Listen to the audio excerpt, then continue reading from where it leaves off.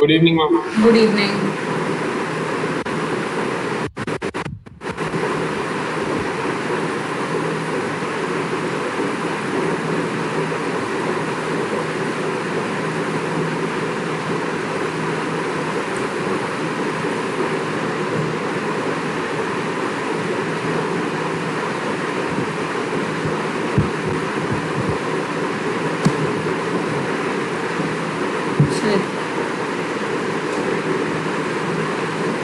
आज के लेक्चर को स्टार्ट करते हैं। सबको मेरी आवाज आ रही है?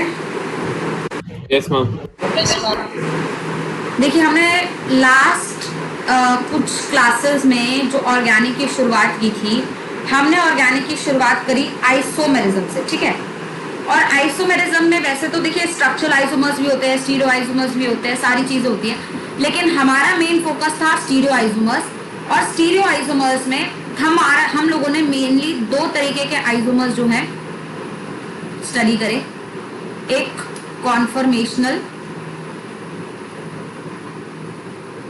और कन्फिगरेशनल। और कन्फिगरेशनल में भी दो तरीके के होते हैं, बट हम लोगों ने ट्वेल्थ की रिवीजन में सिर्फ ऑप्टिकल आइसोमेरिज्म ही लिया है ना। अब हम जो है आइसोमेरिज्म वाले पार्ट को खत्म कर रहे हैं, क्योंकि मेनली अब जो आइसोमेरिज्म बचा है वो बचा है स्ट्रक्चरल आइसोमर्स। और स्ट्रक्चर आइसोमर्स बेसिक चीजें वो सबको पता ही होता है, बट बीच बीच में से जहां स्ट्रक्चर आता रहेगा हम वहां रिवाइज करते रहेंगे, राइट। अब अपना आइसोमेरिज्म का पार्ट खत्म करके जो मेन ऑर्गेनिक केमिस्ट्री है, that is the types of reaction जो हमें पूरे ऑर्गेनिक केमिस्ट्री में देखने, reaction mechanisms, type of reaction जो हमें ऑर्गेनिक में देखने एक एक करके, वो हम लोगों को जो है आज शुरुआत करनी है। अब आप लोगों ने कुछ पार्ट तो जो है क्लास 11th में अब आप लोगों ने पढ़ा है। द मेन पार्ट आपने क्लास 11th में जो पढ़ा था वो था हाइड्रोकार्बन, है ना। ये आपका क्लास 11th का टॉपिक था, जिसमें मेजरली आपने दो तरीके के रिएक्शन स्टडी करे थे। एक एडिशन रिएक्शन जिसका मैकेनिज्म, डिटेल मैकेनिज्म होता है, एडिशन और एलिमिनेशन, ठीक है। और जैसे मैं आप लोगों को हमेशा से कहती हूँ, ऑर्गेनिक में कोई भी 11th 12th नहीं होता, ऑर्गेनिक पूरी कंबाइंड होती है। तो अब whether you have studied in class 11th or you have not studied, that is not the point right now. The point is कि मैं आपको A से लेकर Z तक जितने भी केमिकल रिएक्शंस होते हैं वो मुझे आपको क्लास 12th में कराने ही पड़ेंगे, नो मैटर व्हाट, कि आपको आता है या नहीं आता, राइट। तो हम एक एक करके सारे केमिकल रिएक्शंस को या सारे रिएक्शन मैकेनिज्म को स्टडी करेंगे। पहले बस मैं आपको ओवरव्यू दे देती हूँ कि किस तरीके के कितने सारे रिएक्शन मैकेनिज्म हमें स्टडी करने हैं, और उसमें से कितने पोर्शन जो है हम लोग 11th का डिस्कस करेंगे और कहाँ से आपका 12th शुरू होगा, वो सारी चीजें मैं आपको डिटेल दे देती हूँ। तो टाइप ऑफ रिएक्शन मैकेनिज्म में फर्स्ट टाइप ऑफ रिएक्शन आपको जो पढ़ना है वो है एडिशन रिएक्शन, जो कि अज्ञान दो तरीके का होता है। एक होता है हमारे पास इलेक्ट्रोफिलिक एडिशन, एडिशन रिएक्शन,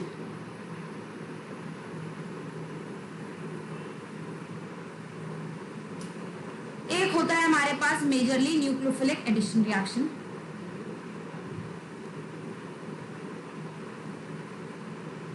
और एक और तरीका होता है वैसे, जो कि बहुत ज्यादा पॉपुलर नहीं है बट होता है, फ्री रेडिकल एडिशन रिएक्शन। हमें ये सारे एडिशन रिएक्शंस पढ़ने हैं। सेकंड, हम लोगों को पढ़ना है एलिमिनेशन रिएक्शन।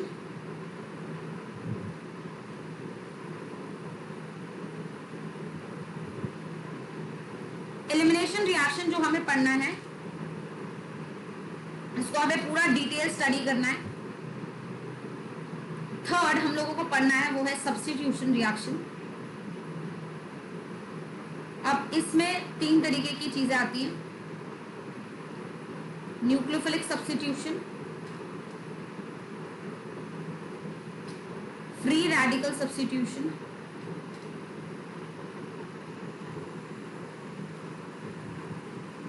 एंड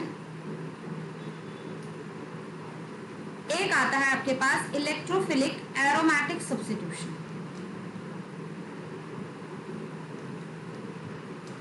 ठीक है, तो addition reaction, elimination reaction and substitution reaction, ये ब्रॉड है। अब मेरी बात थोड़ा ध्यान से सुनेंगे कि आप लोग कंफ्यूज ना हो। Electrophilic addition reaction, free radical addition, free radical electrophilic aromatic substitution, yes.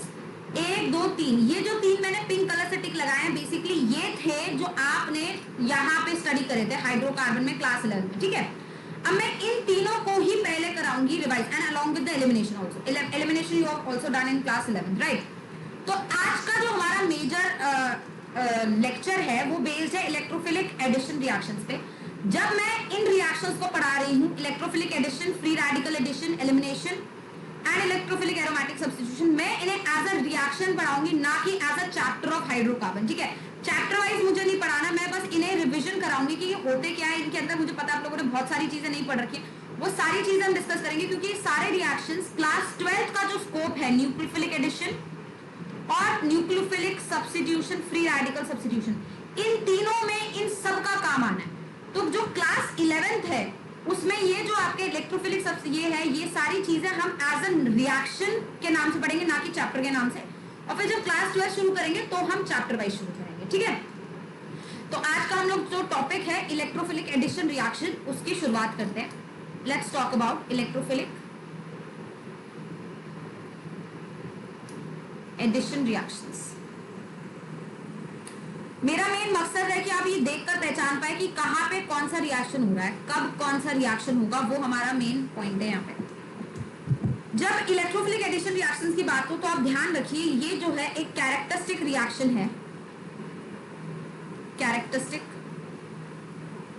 Reaction of unsaturated compounds.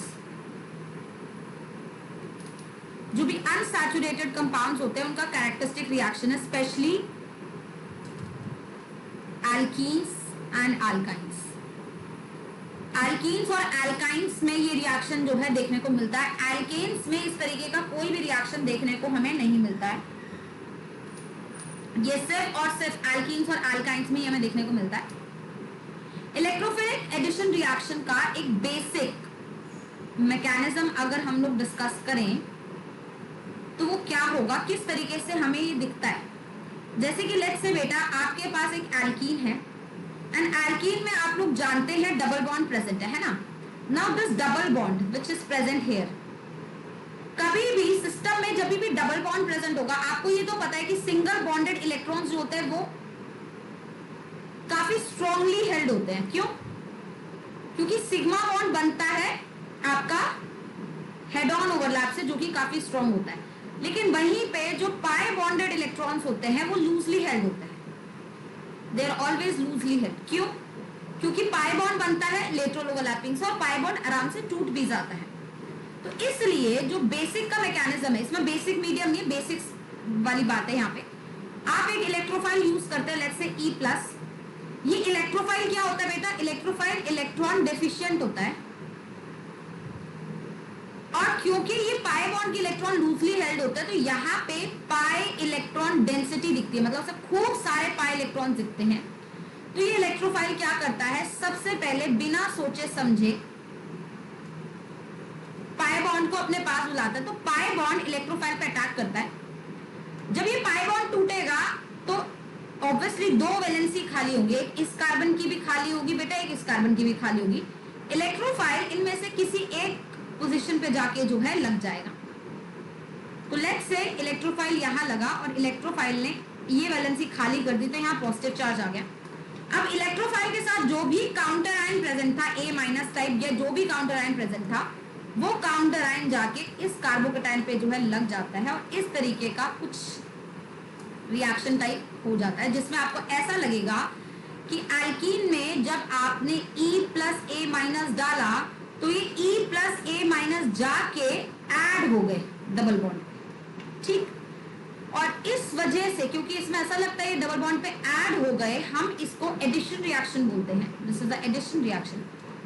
But हम इसको इलेक्ट्रोफिलिक एडिशन इसलिए बोलते हैं क्योंकि जो पहला स्टेप है जिसमें पाई बॉन्ड इलेक्ट्रोफाइल पे अटैक करता है, यही रिएक्शन का स्लो स्टेप होता है या फिर रेट डिटरमाइनिंग स्टेप होता है।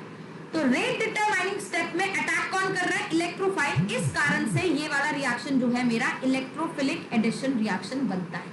ये बात सबको समझ आई? चले आगे।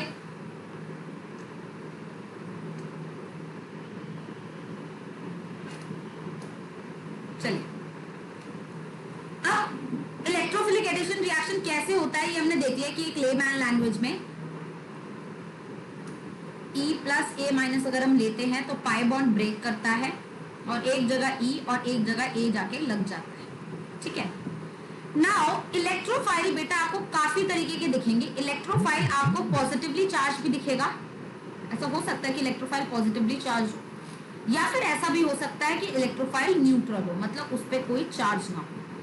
अगर इलेक्ट्रोफाइल पॉजिटिव चार्ज है तो उसका मैकेनिज्म अलग से चलेगा, और अगर इलेक्ट्रोफाइल जो है वो न्यूट्रल है तो उसका मैकेनिज्म अलग से चलेगा। हम दोनों ही मैकेनिज्म को जो है डिस्कस करेंगे। तो हम सबसे पहले यहाँ केस 1 डिस्कस कर रहे हैं, when electrophile is positively charged.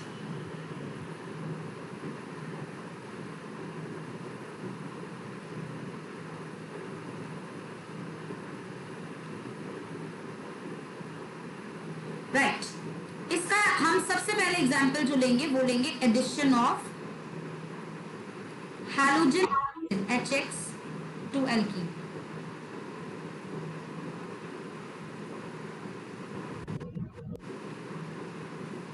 जब हम HX का एडिशन कर रहे हैं तो H प्लस आप देख सकते हैं H हमेशा प्लस के साथ होता है, क्योंकि यहाँ पे HX में हालांकि होगा तो covalent compound, but charge separation जरूर होगा, क्योंकि X मेरा क्या है हैलोजन और X मेरा जनरली जो है Cl Br आपको जनरली मिलेगा। I भी हो सकता है, ऐसी बात नहीं है, बट X जनरली हम फ्लोरीन नहीं लेते हैं, मैं बताऊंगी क्यों।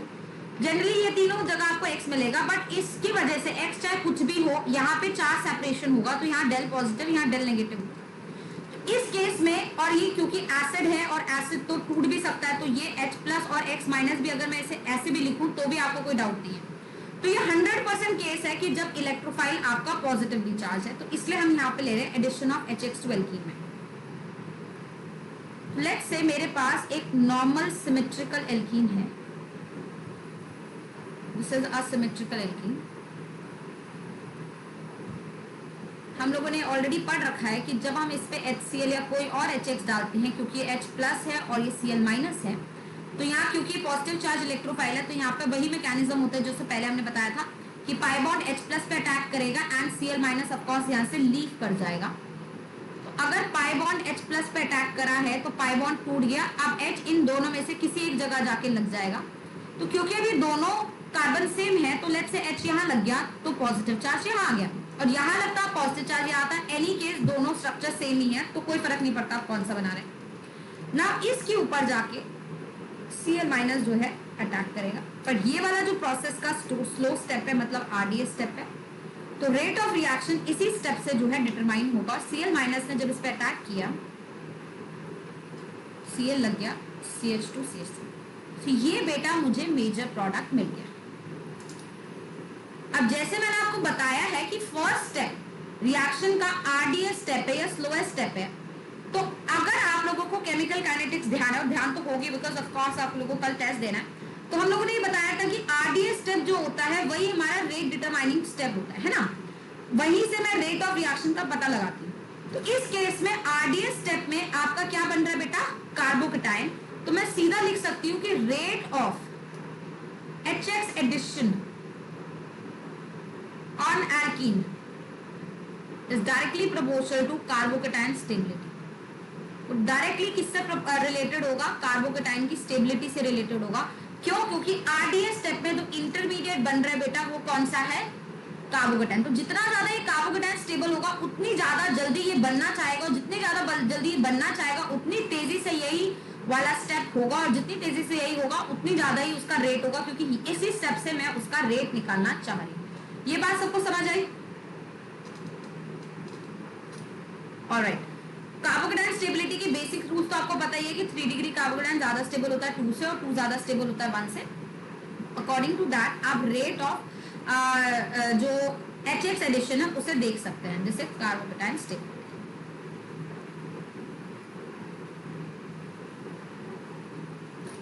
नाउ लेट्स से मैंने एक जगह ये एल्कीन लिया है A, एक जगह मैंने ये एल्कीन लिया है,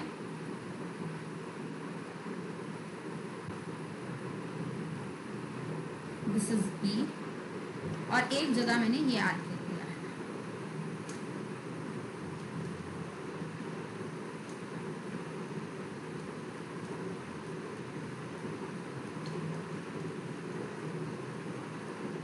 सी, मैं आपसे पूछ रही हूँ what is the rate of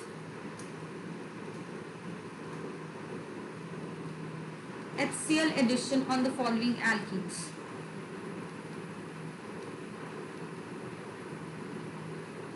बताइए।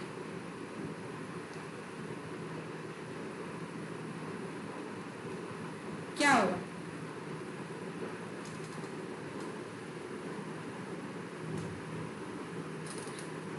हाँ प्रतीक,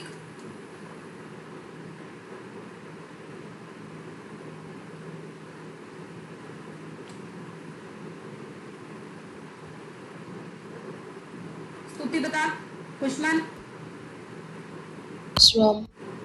बताओ। लास्ट वाले की ज्यादा होगा रेट। लास्ट वाले का? हाँ, क्योंकि उसमें कार्बोकटाइन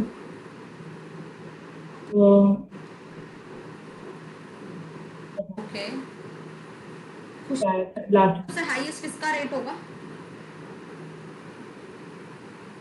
बेटा? इन सब चीजों के लिए सबसे पहली चीज तो आपको ये पता होनी चाहिए कि कार्बोकटाइन स्टेबिलिटी हम लोग कैसे मेजर करते हैं। कार्बोकटाइन स्टेबिलिटी दो फैक्टर से मेजर होती है, एक इंडक्टिव इफेक्ट और दूसरा ऑफ कोर्स रेजोनेंस भी होता है, बट इस पर्टिकुलर केस में ऑफ कोर्स रेजोनेंस नहीं है। तो इंडक्टिव इफेक्ट या फिर हम ले सकते हैं हाइपर कॉन्जुगेशन। हाइपर कॉन्जुगेशन और इंडक्टिव इफेक्ट में से डोमिनेंट इफेक्ट कौन सा होता है बेटा? No doubt hyperconjugation. तो यहाँ पे क्योंकि रेजोनेंस ऑपरेट नहीं करा तो मैं कार्बोकटाइन की stability on the basis of hyperconjugation check करूंगी। अब यहाँ पे अगर आप एक कार्बोकटाइन बनाएंगे, सबसे पहले यहाँ सोचिए आपका कार्बोकटाइन बनेगा कौन सा? आपका कार्बोकटाइन बनेगा बेटा ये H यहाँ लग गया ए केस में। बी केस में जो आप कार्बोकटाइन बनाएंगे वो इस प्रकार बनेगा, H यहाँ लग गया। और सी केस में जो आप कार्बोकटाइन बनाएंगे वो इस तरीके से बनेगा।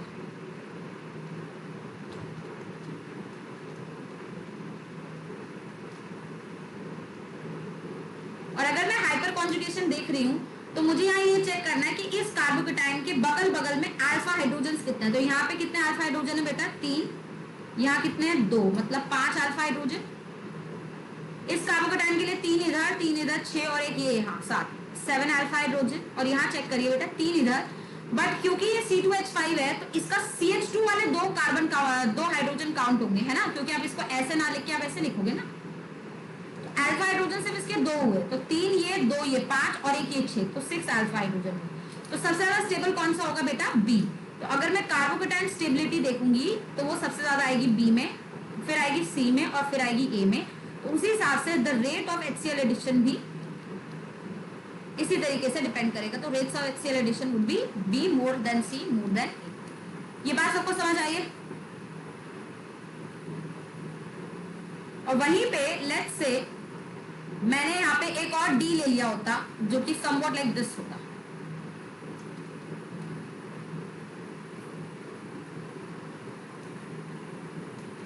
और अगर मैं इसमें आपसे पूछती तो आप सबसे पहले इसका कार्बोकटाइन बनाते। जो यहाँ पे कार्बोकटाइन बनता वो ये वाला बनता।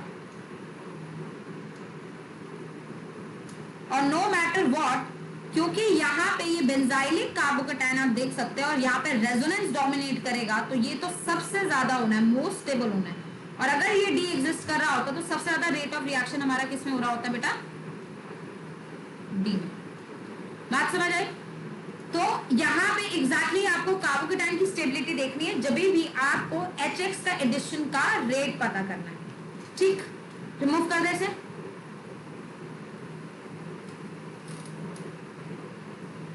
राइट नाउ अभी तक आपने जो HX एडिशन या HCl एडिशन पढ़ा वो आपने एक सिमेट्रिकल एल्कीन पे पढ़ा, जिसमें कहीं पे भी कार्बोकटाइन बने, कहीं पे भी H लगे, कोई खास फर्क हमें नहीं पड़ रहा था। और ये मैकेनिज्म 2 स्टेप में हो रहा था and we were getting the product. But if I have unsymmetrical alkene,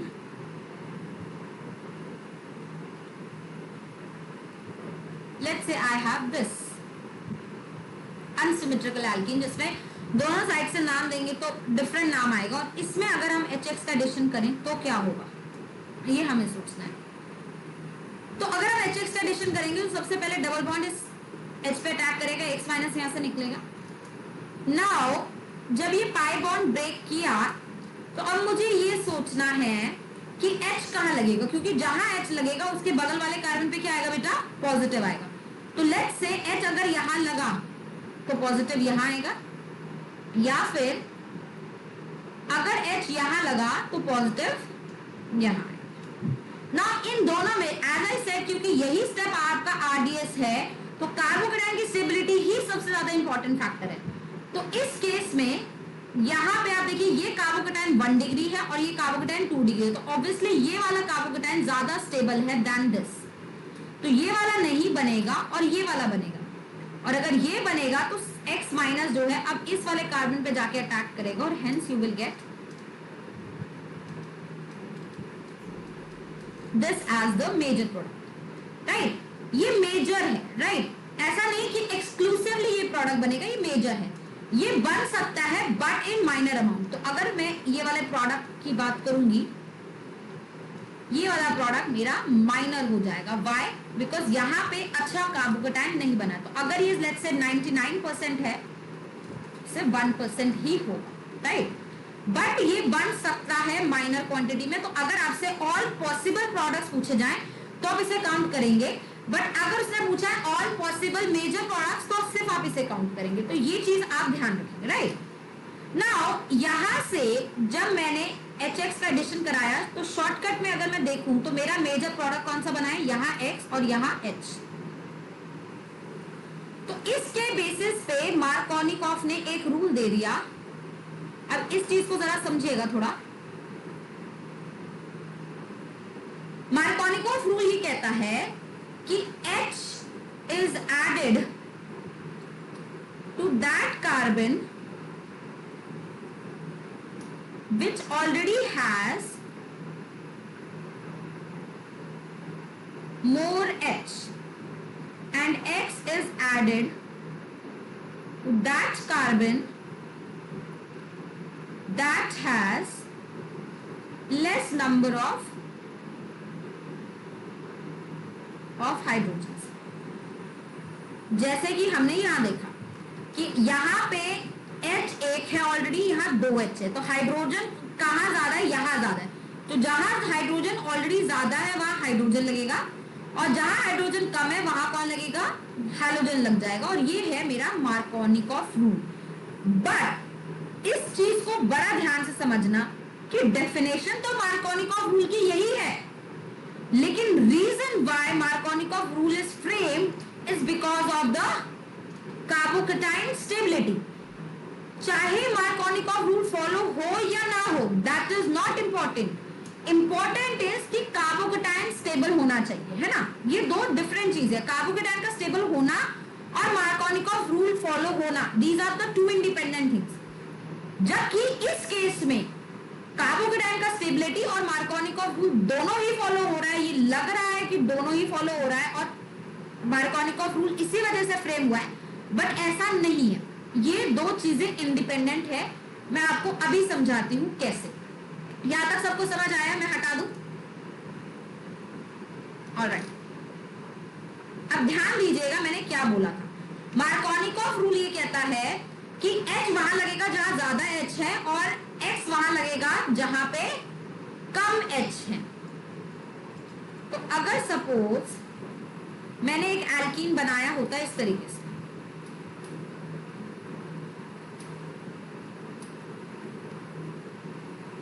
और इसमें HCl ऐड करती, अगर मैं मैकेनिज्म के बेसिस पे चलूं तो मेरे पास एक कार्बोकेटाइन यहां बन सकता है और CH3 बन सकता है, या फिर H यहां ऐड हो जाए और कार्बोकेटाइन यहां बन जाए, है ना, मैकेनिज्म के बेसिस पे। एंड ऑब्वियसली आप देख सकते हैं कि ये जो CF3 है ये स्ट्रॉन्ग इलेक्ट्रॉन विथड्रॉइंग ग्रुप है। व्हाई? फ्लोरीन लगा, इसका माइनस आई काफी ज्यादा होगा। तो जब माइनस आई ज्यादा होगा तो ये पॉजिटिव चार्ज को क्या कर देगा भाई, पॉजिटिव चार्ज वैसे ही कंगाल है, उससे तुमने इलेक्ट्रॉन और पुल कर लिए अपनी तरफ, तो ये क्या हो गया बेटा, हाईली अनस्टेबल। और उस हिसाब से ये वाला कंपाउंड मेरा क्या है, स्टेबल। और अगर ये स्टेबल है तो ये फर्दर जाएगा आगे, तो Cl माइनस यहाँ अटैक करेगा। और इसके चलते ध्यान दीजिएगा, ये वाला प्रोडक्ट मेरा मेजर बन जाएगा और ये वाला प्रोडक्ट मेरा माइनर बन जाएगा। हाँ या ना, है ना। अब आपसे पूछा जाएगा कि वेदर, सबसे पहली चीज, मेजर प्रोडक्ट कौन सा, वो ये है ना, is it a Markovnikov product. अगर आप ये सोच रहे हैं कि मार्कोनिकॉफ प्रोडक्ट कार्बोकेटाइन की स्टेबिलिटी से रिलेटेड है, तो आप गलत सोच रहे हैं। मार्कोनिकॉफ प्रोडक्ट हाइड्रोजन के नंबर से रिलेटेड है और कार्बोकेटाइन की स्टेबिलिटी से रिलेटेड सिर्फ मेजर प्रोडक्ट का डिसीजन है। तो मेजर प्रोडक्ट देखा जाएगा कार्बोकेटाइन की स्टेबिलिटी पे। अब वो मार्कोनिकॉफ है या नहीं है, वो बात की बात है। तो इस केस में मेजर प्रोडक्ट ये है, but technically this is a anti Markovnikov product, right? So that is what I was trying to say you कि being a major compound and being a Markovnikov product are the two different things. Markovnikov product, Markovnikov rule के basis पे अगर product बन रहा है तो वो Markovnikov product है। अगर उस रूल के बेसिस पे नहीं बन रहा, नंबर ऑफ H और X को देख के नहीं बन रहा, तो वो एंटी मार्कोनिकॉफ। लेकिन मेजर प्रोडक्ट और सिर्फ किसके बेसिस पे डिसाइड होता है, कार्बोकेटाइन के बेसिस पे। तो ये आप ध्यान रखेंगे। हालांकि जब आप एनसीईआरटी पढ़ते हैं या लोअर क्लासेस में जरूर पढ़ते हैं, आपने ये जरूर पढ़ा होगा, in unsymmetrical alkene the major product is formed according to Markovnikov rule, but that's a totally wrong statement. Here the it's axial addition, but the major product are not formed according to Markovnikov addition. तो अगर मैं ये खाली statement रखूं, in HX addition major product is always formed according to Markovnikov's rule.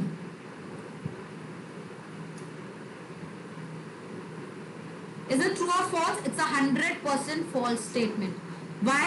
Because major product is always decided by, no matter what, is always decided by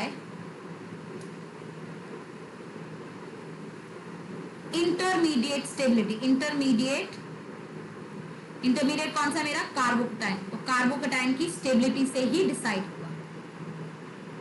is that clear everybody? ठीक, remove करें sir. Excuse me ma'am. हाँ जी ma'am, अपनी class कितने बजे start की थी? बेटा आपने मैसेज नहीं पढ़ा, मैंने 9:30 स्टार्ट की थी। Okay ma'am, sorry. हाँ, तो कृपया मैसेज पढ़ लिया करें, ठीक है। यस। तो ज्यादा मिस नहीं हुआ, we were just talking about the Markovnikov rule. और ये मार्कोनिकॉफ रूल तो we have done in class 11th also ना। Yes ma'am. तो बस मैं ये बताना चाह रही हूँ कि मार्कोनिकॉफ रूल ये कहता है कि H लगेगा वहां पे जहां ऑलरेडी ज्यादा H है, और X लगेगा वहां पे जहां पे कम H है।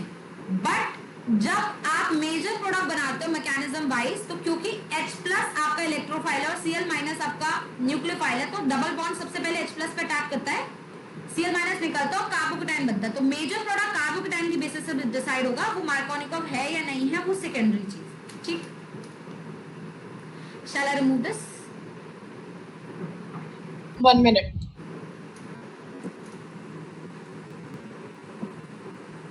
हमें ऐसा भी होता है कि कार्बोकेटाइन से ना हो तो मार्कोनिकॉफ से देख लीजिए।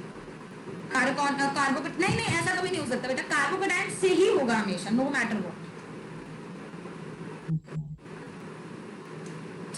Ma'am done. ओके,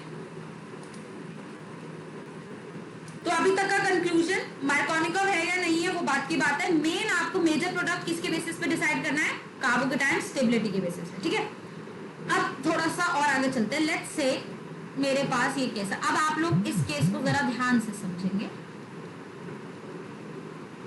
यहाँ पे मैं HBr का एडिशन कराऊं तो बेटा क्या होगा, what will be the major product? यहाँ पे Br लगेगा या यहाँ पे Br लगेगा? अगेन कार्बोकेटाइन की बेसिस पे डिसाइड होगा। तो सबसे पहले यहाँ आप कार्बोकेटाइन बना के देख लीजिए।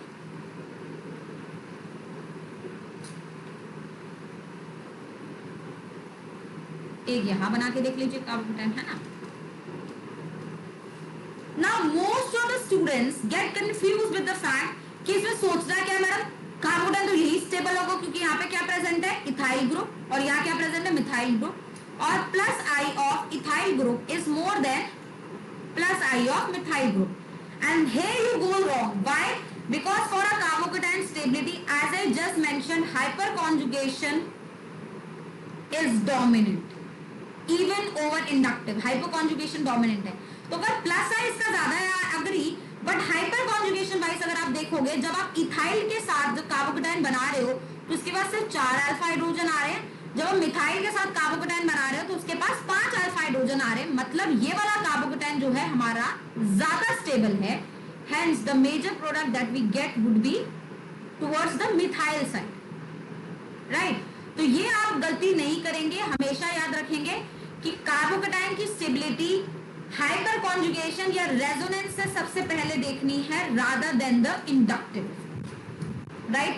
जहां पे हाइपर कॉन्जुगेशन नहीं चल रहा होगा देन ऑफ कोर्स वहां पे इंडक्टिव यूज होगा, ठीक। बात समझ आ गई सबको, ठीक है। Now the most important point, intermediate formed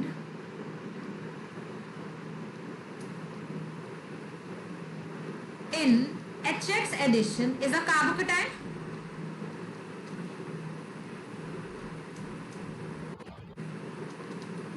and carbocation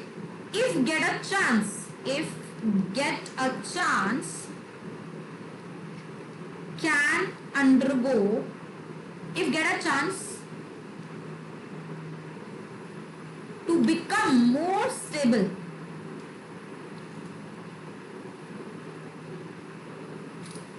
it will undergo rearrangement. तो इन सच केसेस जब आप HX का एडिशन कर रहे हो, क्योंकि कार्बोकेटाइन बन रहा है और अगर कार्बोकेटाइन के पास चांस है ज्यादा स्टेबल होने का तो वो रीअरेंजमेंट में जाएगा, और इस रीअरेंजमेंट का नाम होता है वेगनर मिर्विन रीअरेंजमेंट। बट ये सिर्फ और सिर्फ कार्बोकेटाइन के लिए ही होता है, मतलब रीअरेंजमेंट सिर्फ और सिर्फ कार्बोकेटाइन के लिए होते हैं, और सिर्फ तभी होते हैं जब रीअरेंज करने के बाद कार्बोकेटाइन पहले से ज्यादा स्टेबल हो। बात क्लियर है? तो ये सिर्फ और सिर्फ तभी होगा जब पहले से ज्यादा स्टेबल कार्बोकेटाइन बने, और सिर्फ कार्बोकेटाइन कार्बोनाइन या रेडिकल के केस में ऐसा कोई भी रीअरेंजमेंट देखने को नहीं मिलता है, ठीक है। अब डिस्कस करते हैं कि किस तरीके के रीअरेंजमेंट्स कब कब पॉसिबल है। शैल आई रिमूव दिस? देखिए कौन से टाइप्स ऑफ रीअरेंजमेंट्स आप करा सकते हैं इन carbocation.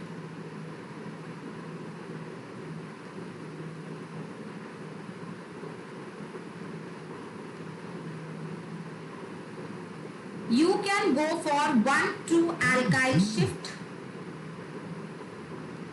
You can go for 1,2 hydride shift. You can go for ring expansion, or you can go for ring contraction. तो ये 4 तरीके के मेजर रीअरेंजमेंट्स जो हैं वो पॉसिबल है कार्बोकेटाइन्स में। अब मैं एक एक करके सारे रीअरेंजमेंट्स का आपको एग्जांपल देती हूँ। Let's first talk about 1,2 alkyl shift. Let's take an example. Or 1,2 hydride shift. Let's take that first.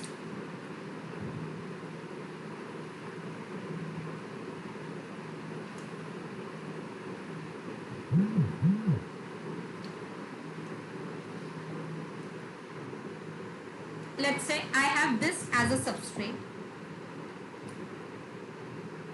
इस सबस्ट्रेट में अगर लेट्स से मैंने HCl ऐड किया और आपको रीअरेंजमेंट्स की जानकारी नहीं है, तो आप क्या प्रोडक्ट बनाएंगे? आप सिंपल कार्बोकेटाइन यहां बना सकते हैं, यहां बना सकते हैं, ऑफ कोर्स यहां ज्यादा स्टेबल होगा, तो यहां ज्यादा स्टेबल होगा तो आपको क्या प्रोडक्ट मिलेगा बेटा?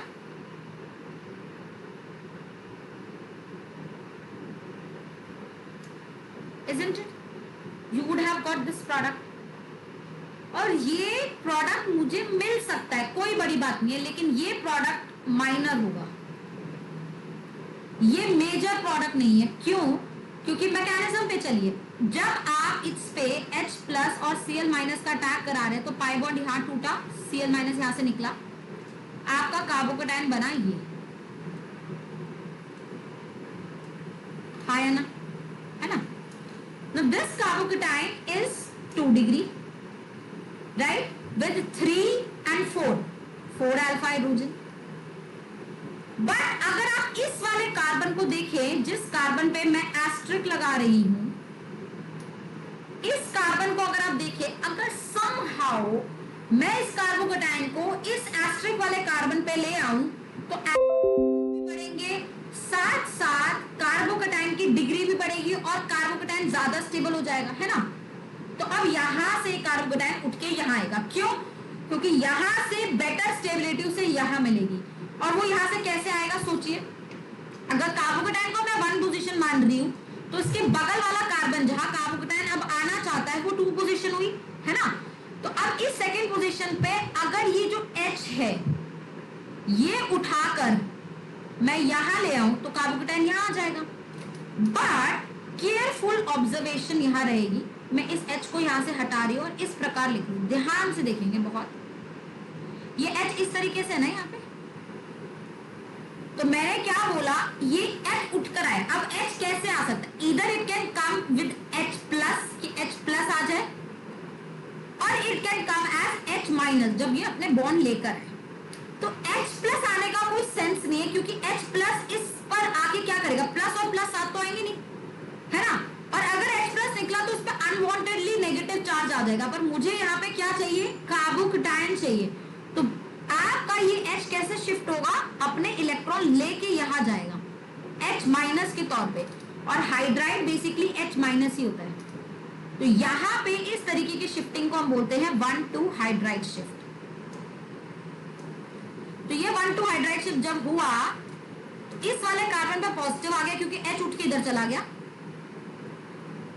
And I got this, that's a 3 degree carbocation plus 3 3 6 7 8 alpha hydrogen, and of course this is more stable than this। तो आप इस स्टेप को रोक ही नहीं सकते।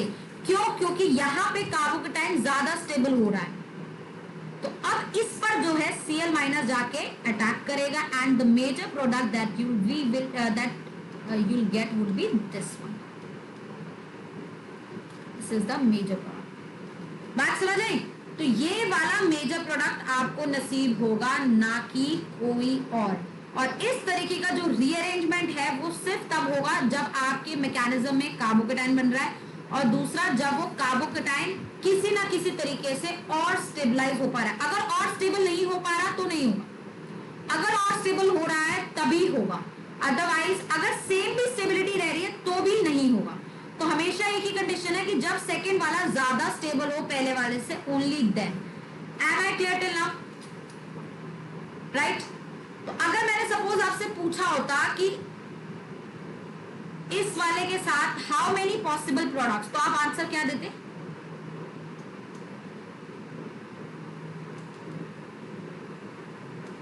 इसके साथ कितने पॉसिबल प्रोडक्ट्स मिलेंगे बेटा? बताओ, जवाब दो। ये रिकॉर्डेड क्लास चल रही है या लाइव क्लास चल रही है?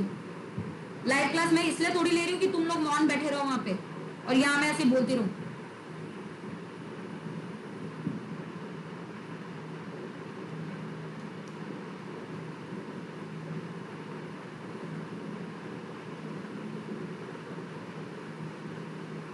हाँ पुष्पन, बता क्या होगा, कितने पॉसिबल प्रोडक्ट्स मिलेंगे?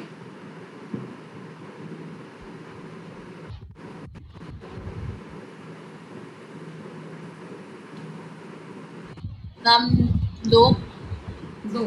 अक्षर? एक ही मिलेगा पॉसिबल प्रोडक्ट्स, मेजर नहीं पूछा मैंने। पॉसिबल तो 2 ही होंगे, फिर मेजर मैंने। लावण्य? 2। प्रतीक मैम 2। Answer is 3। कैसे? एक ये बना, बट इसमें तुमने एंटी मार्कोनिकॉफ वाला क्यों नहीं सोचा? यहाँ पे भी जो आप बना रहे थे विदाउट रीअरेंजमेंट वाला है तो ये मार्कोनिकॉफ ही, ये विद रीअरेंजमेंट मार्कोनिकॉफ है, बट एक एंटी मार्कोनिकॉफ वाला प्रोडक्ट भी तो मिल सकता है जब Cl यहाँ लगे। तो आंसर इज 3। तो आपके 3 प्रोडक्ट कौन से होंगे? एक प्रोडक्ट ये फर्स्ट, सेकंड प्रोडक्ट ये, और एक तीसरा प्रोडक्ट भी मिल सकता है जो सबसे पहले होगा। रीअरेंजमेंट की तो बात ही नहीं आए, पहले ही एंटी मार्कोनिकॉफ बना दो ये वाला। तो यू कैन गेट दिस 3। तो अगर परसेंटेज वाइज देखा जाए तो परसेंटेज ऑफ 3 जो है सबसे कम होगा, परसेंटेज 2 थोड़ा सा ज्यादा होगा, सबसे ज्यादा कौन सा होगा? Percentage 1, no matter what. तो जब आपको पॉसिबल प्रोडक्ट्स देने होते बेटा, आपको हर तरीके की पॉसिबिलिटी जो है देखनी पड़ती है, इंक्लूडिंग एवरीथिंग। ठीक है, अब जरा और थोड़ा सा मैं आपको कॉम्प्लिकेट करती हूँ इसी क्वेश्चन में। पहले आप मुझे बताइए, ये सबको रीअरेंजमेंट समझ आ गया? और प्लीज जवाब दीजिए, मैं ऐसे नहीं बैठूंगी, तुम लोग मौन बैठो, समझ आ रहा नहीं आ रहा किसी को पता नहीं चल रहा, तो why I am wasting my time taking live classes with you people. फटाफट जवाब दो मुझे। Yes ma'am. हाँ, यस मैम। तो अब ये सोचो, अब इसको कैसे कॉम्प्लिकेट किया जा सकता है, बहुत ध्यान से सुनना।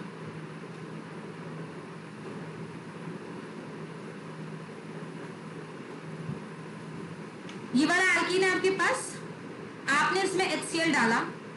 मेरा क्वेश्चन है, how many possible products including stereoisomers? Now that's a problem. How is that a problem? I will tell you, but first of all जरा इसके प्रोडक्ट्स बना के देखिए। तो बिना सोचे समझे एक प्रोडक्ट तो होगा वो एंटी मार्कोनिकॉफ वाला, जब आप Cl यहां लगा देंगे। एक प्रोडक्ट तो ये हो गया मेरे पास। दूसरा पॉसिबल प्रोडक्ट होगा मार्कोनिकॉफ विदाउट रीअरेंजमेंट।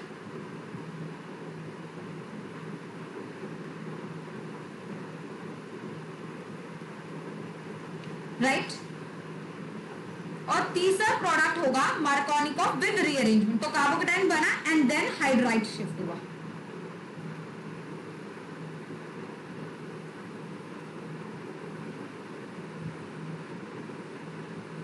यहां पे H और ये CH3, राइट? बट अब मेरा आंसर 3 नहीं होगा, क्यों? क्योंकि मुझे स्टीरियो आइसोमर्स भी काउंट करने हैं ना। स्टीरियो आइसोमर्स का मतलब यहाँ पे कभी भी कॉन्फॉर्मेशनल नहीं होगा बेटा, क्योंकि अगर मैं सभी कॉन्फॉर्मेशनल काउंट करने लग जाऊं तो हमेशा इन्फिनिटी होंगे। तो कभी भी इस तरीके से क्वेश्चन लिखा जाए मतलब कन्फिग्रेशनल आइसोमर्स ओनली। और कन्फिग्रेशन में 2 ही पॉसिबिलिटी है, या तो एल्कीन, या तो अगर एल्कीन बन रहा है तो सिस ट्रांस देख लो, और अगर कोई कायरल सेंटर या ऑप्टिकली एक्टिव प्रोडक्ट देख रहा है तो ऑप्टिकल आइसोमर्स देखो। मतलब यहाँ पे आपको geometrical isomers and optical isomers दोनों देखने होंगे। बट ज्योमेट्रिकल तो प्रोडक्ट में कहीं नहीं है क्योंकि कोई डबल बॉन्ड नहीं है, तो you have to see only optical isomers. तो फर्स्ट ऑफ ऑल इस प्रोडक्ट में देखिए, do I have any chiral centre here? क्या मेरे पास कोई कायरल सेंटर है यहाँ पे?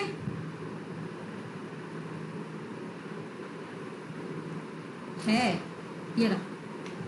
क्योंकि ये कार्बन एक जगह CH3, एक जगह CD3, एक जगह H और एक जगह इस बड़े ग्रुप से लगा, मतलब ये कायरल सेंटर है। यहां देखिए जरा, इस केस में यहां पे आप देखो 2 कायरल सेंटर है, एक ये और एक ये तो था ही पहले से कायरल, और अब ये भी कायरल है। क्यों कायरल है ये? क्योंकि यहाँ पे भी एक Cl, एक H और ये 2 बड़े ग्रुप्स। और यहाँ देखिए कौन सा कायरल सेंटर है, यहाँ पे सिर्फ ये वाला कायरल सेंटर है ना। तो इन सब में कायरल सेंटर्स है। अब मुझे सारे ऑप्टिकल आइसोमर्स इनके एक एक करके जो है देखने होंगे। अगर यहाँ एक कायरल सेंटर है तो या तो इस कायरल सेंटर की कॉन्फ़िगरेशन R हो सकती है या तो S हो सकती है। मतलब यहाँ 2 पॉसिबिलिटी है, R या फिर S, right? Come here, it's unsymmetrical product. तो यहाँ पे और यहाँ पे दोनों जगह पॉसिबिलिटी चेक करूंगी। हो सकता है ये एक R हो और दूसरा भी R हो सकता है ये R हो बट ये S हो सकता है ये S हो और ये R हो सकता है दोनों ही S हो। और ये वाले इस केस में मीजो नहीं होंगे क्योंकि स्ट्रक्चर अनसिमेट्रिकल है। और ये हमने ऑप्टिकल आइसोमेरिज्म में पढ़ा। तो इसके 4 बने और यहाँ आएंगे, यहाँ पे भी एक ही कार्बन सेंटर है, तो या तो ये R होगा या तो ये S होगा। तो टोटल पॉसिबल प्रोडक्ट्स कितने आए बेटा मेरे पास? 1 2 3 4 5 6 7 8। Answer is 8 products including all the optical isomers. Am I clear till now? Ma'am हाँ जी, मैम जैसे आपने एंटी मॉर्गेनिक को लगाया तो वो हम किसी भी कंपाउंड पे लगा सकते हैं, जैसे आपने वो फ्लोरीन वाला केस बताया था तो उस पे ही लगेगा, जैसे आपने उसमें भी लगा दिया तो नहीं नहीं कहीं भी लगेगा। अगर पॉसिबल प्रोडक्ट पूछा जाए तो सब जगह लग सकता है। अगर पॉसिबल प्रोडक्ट पूछा तो माइनर प्रोडक्ट में एक एंटी मार्कोनिकोव वाला लगा सकते हो आप। सीएल कोई मतलब नहीं है। मैम हाँ जी बोलिए। मैम जो सेकंड केस है मैम, सेकंड केस उसमें हमने सिस और ट्रांस क्यों नहीं कंसीडर किया? बेटा इसमें डबल वो कहाँ है, मतलब रिस्ट्रिक्टेड बॉन्ड रोटेशन कहाँ है? ज्योमेट्रिकल आइसोमेरिज्म होने के लिए रिस्ट्रिक्टेड बॉन्ड रोटेशन चाहिए ना। सिस ट्रांस तो ओके मैम। हाँ अक्षत, मैम इसमें पहले वाले में आपने एक पैरल सेंटर है, तो उसमें आपने RS दोनों को काउंट किया, या तो R होगा या तो S होगा। तो दोनों पॉसिबल तो दोनों है ना, मुझे ऑल द पॉसिबल प्रोडक्ट्स चाहिए ना, तो ये भी हो सकता है ये भी हो सकता है। पर दोनों में से तो एक ही होगा ना, या तो R अरे होगा क्यों या ये तो S। होगा बेटा, चांसेस तो दोनों के हैं। आर भी हो सकता है एस भी हो सकता है, तो पॉसिबल तो दोनों है ना भाई। इन तीनों में से भी तो मेजर एक ही होगा, लेकिन बन तो तीनों ही सकते हैं ना। जैसे आर भी बन सकता है, हो सकता है एस भी बन जाए। अब जब ये मॉलिक्यूल ऐसा बना रहा है तो जरूरी है 100% सारे मॉलिक्यूल्स आर में ही कन्वर्ट हो सकता है आधे आर में कन्वर्ट हो गए, आधे एस में हो गए, 80% आर हो 80% एस हो। तुम्हें क्या पता ये आर या एस। अगर यहाँ पे देखो, यहाँ पे अगर स्टीरियोकेमिस्ट्री इसकी फिक्स कर दी होती कि जब मैं यहाँ रिएक्शन कर रही हूँ, क्योंकि तब भी ये तो कायरल सेंटर है ही ना, ये तो तब भी कायरल है। और अगर ये इनकेस मैं फिक्स कर देती, ध्यान सुनना, if this is fixed R, तो अब ये कभी चेंज नहीं होगा। तो अगर ये आर है तो मैं सिर्फ आर ही लेती, एस इसका कभी नहीं लेती, और यहाँ पे भी सिर्फ यही दो लेती, ये वाला कभी नहीं लेती। और यहाँ पे तो खैर बात ही अलग हो जाती, क्योंकि जब एच चेंज हो जाएगा तो यहाँ पे स्टीरियोकेमिस्ट्री चेंज हो जाएगी, तो यहाँ दोनों लेती। तो उस केस में सिर्फ यहाँ एक होता है, यहाँ दो होते और यहाँ दो होते, तो प्रोडक्ट कम होते। बट यहाँ पे जब स्टीरियोकेमिस्ट्री फिक्स नहीं है तो ये यहाँ पे भी आर हो सकता है, यहाँ पे एस भी हो सकता है, तो पॉसिबल में तो सारे ही काउंट होंगे ना। समझ आया तुझे? मैम अगर हम जैसे वहाँ पे RS जैसे हम कैलकुलेट करते हैं वैसे करके कर लें तो हाँ तो वैसे ही करके कर ले। एक कायरल सेंटर है और अनसिमेट्रिकल है, 2⁻1 2 आइसोमर्स बन तो गए। ठीक है। n होता है ना फॉर्मूला। अच्छा अगर एक आर है तो दूसरा एस उसका मिरर इमेज होगा, क्योंकि वो एनांटियोमर्स है। That is why I have taken both, right? अच्छा ठीक है। ठीक, शैल आई रब दिस? अच्छा, ये वाला केस आपको समझ आ गया जो मैंने यहाँ ले लिया कि अगर मैंने इसकी स्टीरियोकेमिस्ट्री यहाँ फिक्स कर देती है आर, तो क्या होगा? जब मैंने यहाँ आर फिक्स कर दिया है, इसका मतलब ये एस वाला कभी नहीं होगा, this has to be R itself. तो यहाँ पे ये घट जाता, और यहाँ पे ये आर ही फिक्स है, तो या तो ये आर होगा या तो ये एस होगा, सिर्फ दो बनेंगे, ये कम हो जाएंगे। और यहाँ पे ये दोनों पॉसिबल है, क्योंकि यहाँ पे तो कंपाउंड ही अलग हो गया ना, ये एच उठ के यहाँ चला गया, तो यहाँ तो कंपाउंड अलग है, तो आर एस दोनों हो सकते हैं। तो in that case 1 2 3 4 5 would have been the answer. But क्योंकि इसका स्टीरियोकेमिस्ट्री फिक्स नहीं है, तो मैं आंसर जो रिपोर्ट करूंगी वो 8 रिपोर्ट करूंगी। सबको समझ आ गया? Shall I remove this? Yes ma'am. आओ। तो आप लोगों को सबसे पहला एक शिफ्ट समझ आया, वो था हाइड्राइड शिफ्ट। अब चलते हैं आगे एक और शिफ्ट की तरफ जो आप देखेंगे।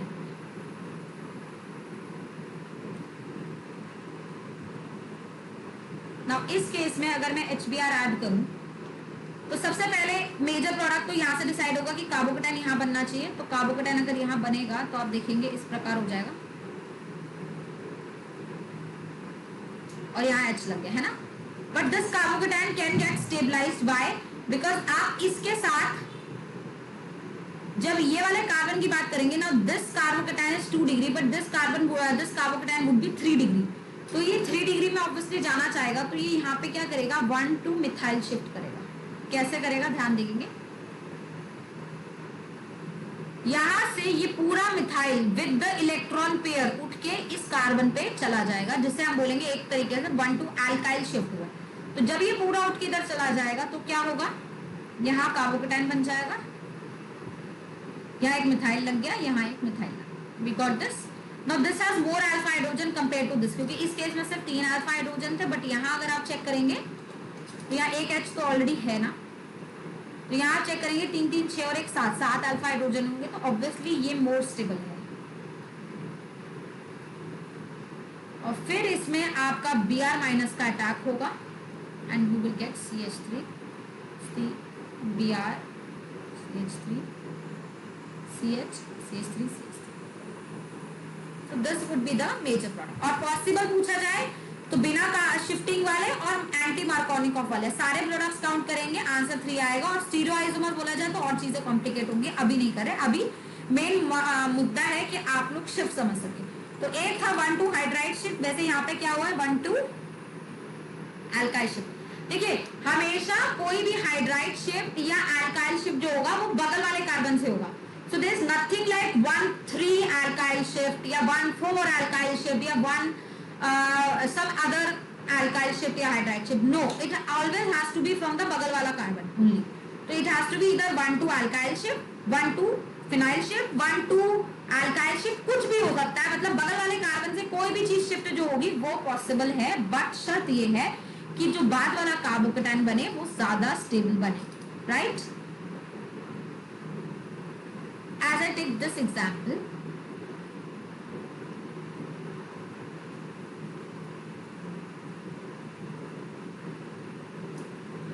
take this case. कार्बोकेटाइन जब आप बनाएंगे सबसे पहले वो ऑब्वियसली यहां बनेगा और ये स्टेबल नहीं है, इसमें सिर्फ 3 अल्फा हाइड्रोजन है. बट अगर सपोज यहां से फिनाइल शिफ्ट हो गया तो कार्बोकेटाइन 3 डिग्री भी बनेगा और 2 फिनाइल रिंग के अंदर रीअरेंजमेंट में भी जाएगा. इसलिए यहाँ से 1,2 फिनाइल शिफ्ट भी हो सकता है. मतलब alkyl shift, phenyl shift, hydride shift, कोई भी तरीके का शिफ्ट 1,2 पोजीशन से जो है देखने को मिल सकता है. तो यहाँ से पूरा फिनाइल ग्रुप उठ के यहाँ जाएगा and you will gate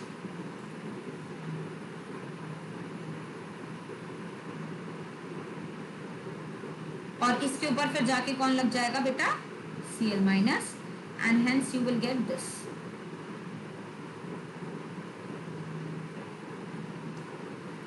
This has to be your major product.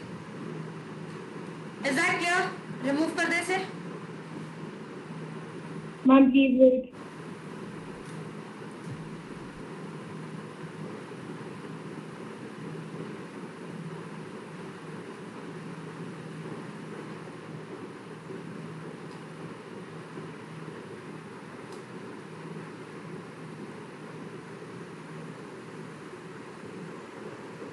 हो गया?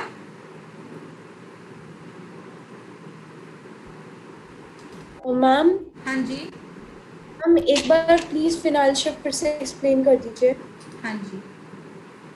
फिनाइल शिफ्ट में बेटा जैसे मिथाइल शिफ्ट होता था वैसे ये पूरा पीएच उठ के यहाँ शिफ्ट हो गया है ना. Yes ma'am. कुछ और नहीं किया मैंने, पूरे फिनाइल को उठा के, फिनाइल ग्रुप मतलब बेंजीन रिंग को उठा के उधर डाल दिया. ठीक है. Yes ma'am. ओके हटा दे. Yes ma'am. चलिए आगे की तरफ बढ़ते हुए रिंग एक्सपेंशन का कुछ उदाहरण देखते हैं. लेट्स से मेरे पास इस तरीके का कोई एल्कीन है, मैंने उसमें HCl डाला. एक प्रोडक्ट तो बेटा ये मिल सकता है कि मार्कोनिकॉफ के हिसाब से यहाँ Cl लग जाए. बट इस केस में आपने क्या किया है, this is a Markovnikov product, Markovnikov product without rearrangement. कुछ नहीं किया आपने, कोई रीअरेंजमेंट नहीं करा. अगर मैं पॉसिबल प्रोडक्ट ड्रॉ कर रही हूँ, या फिर आप एंटी मार्कोनिकॉफ प्रोडक्ट बना दे लाइक दिस, है ना. This is anti Markovnikov.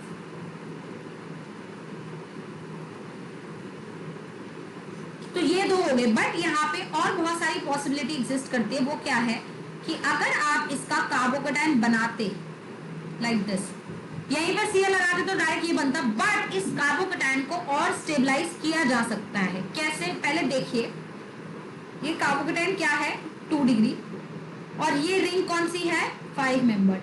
हमने कल की ही शायद क्लास थी, जो लास्ट क्लास हमने डिस्कस करी है, उसमें हमने यही डिस्कस किया था ना कि आपका एक्सपेरिमेंटली यही निकल के आता है कि 6 मेंबर रिंग ज्यादा स्टेबल है, because cyclohexane is more stable then cyclopentane. And why this is the case, because cyclohexane exist in its chair form. तो 5 मेंबर इतना स्टेबल तो नहीं है, हाँ इतना बुरा भी नहीं है, बट ठीक है, बट ये 2 डिग्री कार्बोकेटाइन है। तो एक तरीका तो ये है कि आप इसका 1,2 हाइड्राइड शिफ्ट करा दो, क्योंकि यहाँ पे एक H होगा ना, तो अब यहाँ से 1,2 हाइड्राइड शिफ्ट करा दो।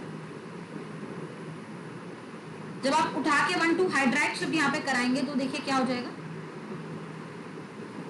H उठ के इधर चला जाएगा, कार्बोकेटाइन यहाँ बन जाएगा, रहेगा अभी भी 5 member, but this would B 3 degree carbocation and this would be much stable then this. तो अगर ऐसा हुआ तो इस पे भी HCl का एडिशन हो सकता है, and one other product that you can get here is this. तो कितने प्रोडक्ट्स अभी तक बन गए, एक प्रोडक्ट ये बेटा, दूसरा प्रोडक्ट ये बेटा, तीसरा प्रोडक्ट ये बेटा, है ना बेटा। अब आते हैं आगे, why are we doing hydride shift, why can't we do something else here, we can do something else also। for example ये वाला मैं वापस से यहाँ ड्रॉ कर रही हूँ, instead of doing a hydride shift, what if आप ये बगल वाला कार्बोकेटाइन के बगल वाला कार्बन पे ये वाला जो आप ग्रुप देख रहे हैं, ये है तो एक तरीके का एल्काइल ग्रुप ही ना। तो जब रिंग का कोई एल्काइल ग्रुप ट्रांसफर होता है तो उसे रिंग एक्सपेंशन का नाम दिया जाता है। तो यहां से देखिए मैं क्या करने वाली हूं, ये वाला जो बॉन्ड है इसको मैं एज्यूम करूंगी कि ये ब्रेक हो गया। Now whenever a bond is broken, दो चार्जेस आते हैं ऑपोजिट, एक प्लस और एक माइनस, है ना। अब या तो आप इधर प्लस इधर माइनस दे सकते हो, या फिर इधर प्लस इधर माइनस दे सकते हो, बट सिंस इसको यहां से जोड़ना है तभी तो रिंग बढ़ेगी भाई, 5 से 6 तभी जा पाओगे जब एक कार्बन एक्स्ट्रा होगा रिंग में। तो अगर इस कार्बन को रिंग का पार्ट बनाना है तो इस पे प्लस ऑलरेडी है, तो अब इसे ऐसे तोड़ो कि यहाँ नेगेटिव आए, यहाँ प्लस आए, ताकि ये नेगेटिव और ये प्लस आपस में जुड़ सके। और अगर ये जुड़े तो आपका ये वाला जो कार्बन है ये रिंग का पार्ट हो जाएगा। तो 1 कार्बन ये, सेकंड कार्बन ये, थर्ड कार्बन ये, फोर्थ ये, फिफ्थ ये, सिक्स्थ ये, और सिक्स्थ 1 से जुड़ गया, that would be equal to a 6 membered ring with 1 2 3 4 5 6 like this. But अब नोटिस करिए कि सेकंड पोजीशन में, क्योंकि ये प्लस और ये माइनस तो नलीफाई हो गए because they have formed the bond, but ये 2 का चार्ज एज इट इज रह गया, तो यहाँ पे कहीं पे एक प्लस चार्ज जो है रह जाएगा। और अगर ऐसा स्ट्रक्चर बना तो हो सकता है Cl माइनस और साथ में 1 पे एक मिथाइल ग्रुप भी रह जाएगा। तो यहाँ पे Cl माइनस डायरेक्टली इसी पे अटैक करे, and another product that you can get here is this. This can be your 4th product. But वहीं पे एक और पॉसिबिलिटी यहाँ एग्जिस्ट कर रही है, वो ये है कि ये आपने जो कार्बोकेटाइन यहाँ बनाया है, ये रिंग तो स्टेबल हो गई 6 मेंबर्ड, बट कार्बोकेटाइन अभी भी 2 डिग्री है, तो आप क्यों ना इसको भी 3 डिग्री बना दो, क्योंकि यहाँ पे भी एक H प्रेजेंट है। तो इससे अगर मैंने 1,2 हाइड्राइड शिफ्ट किया तो मुझे क्या मिला, यहाँ पे कार्बोकेटाइन बन गया, और इस पे फाइनली अगर Cl माइनस ने अटैक किया, मेजर प्रोडक्ट जो होगा वो मिलेगा ये। अब this which is the 5th product is actually the major product, ये है मेरा मेजर प्रोडक्ट। बाकी ये जो सारे हैं ये तो ऑल पॉसिबल प्रोडक्ट्स है, मेजर खाली ये है, क्यों, क्योंकि इसमें कार्बोकेटाइन भी 3 डिग्री है, साथ में रिंग भी कौन सी है, 6 membered, and that is how यहां से यहां आप रिंग एक्सपेंशन करते हैं, और साथ साथ जरूरत पड़े तो और भी कोई माइग्रेशन या शिफ्ट करवा के आप इसे और स्टेबल करेंगे। तो बस मकसद इतना है कि जब तक आपका फाइनल प्रोडक्ट नहीं बन रहा, जब तक और स्टेबल और स्टेबल और स्टेबल होने की गुंजाइश है, तब तक आप करते चलिए। There is no limit to the rule कि कितने शिफ्ट्स करने हैं, कितने रीअरेंजमेंट्स करने हैं। ओनली लॉजिक है कि every rearrangement that you do should give you a carbocation which is more stable than the previous one. Am I clear to everybody? Ma'am ये लास्ट वाला एक्सप्लेन कर दो। लास्ट वाला ये है रिंग एक्सपेंशन वाला। यस मैम ये है।